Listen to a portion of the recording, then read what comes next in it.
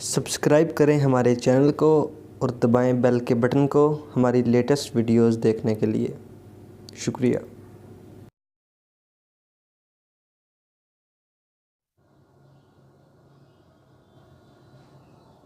جی السلام علیکم۔ ویڈیو شروع کرنے سے پہلے ہمارے چینل کو سبسکرائب کریں اور بیل کے بٹن کو دبائیں۔ شکریہ۔ جی ناظرین، آج ہم جس ورد کے بارے میں بات کرتے ہیں وہ ہے حج کرنے کے لیے۔ ناظرین، اللہ تعالیٰ جسے چاہتا ہے اس نعمت سے نوازتا ہے کہ وہ حج کرنے کے لیے چلا جاتا ہے۔ حج کرنا ہر مسلمان پر فرض ہے۔ صاحب استطاعت لوگ ہیں جو وہ حج کرتے ہیں، انہیں کرنا چاہیے، ان پر فرض ہے۔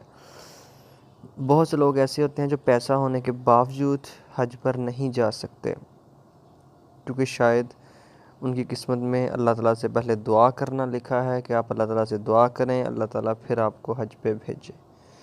دعا ایک ضروری عنصر ہے ہماری روزمرہ زندگی میں۔ اللہ تعالیٰ سے ہمیں جو بھی چیز حاصل کرنی ہوتی ہے ہم دعا کے ذریعے حاصل کر سکتے ہیں، اللہ تعالیٰ کو خوش کر کے ہم دعا کر سکتے ہیں۔ ناظرین، حج کرنے کے لیے آج جو میں آپ کو روحانی ورد بتانے جا رہا ہوں، آیت ہے ایک سورت کی۔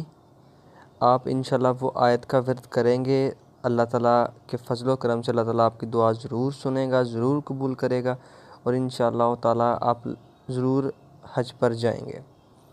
ناظرین، اس ورد پر بات کرنے سے پہلے یہ ہے کہ ان قرآنی آیات پر عمل کرنے کے لیے آپ کا ان پہ ایمان ہونا بہت ضروری ہے۔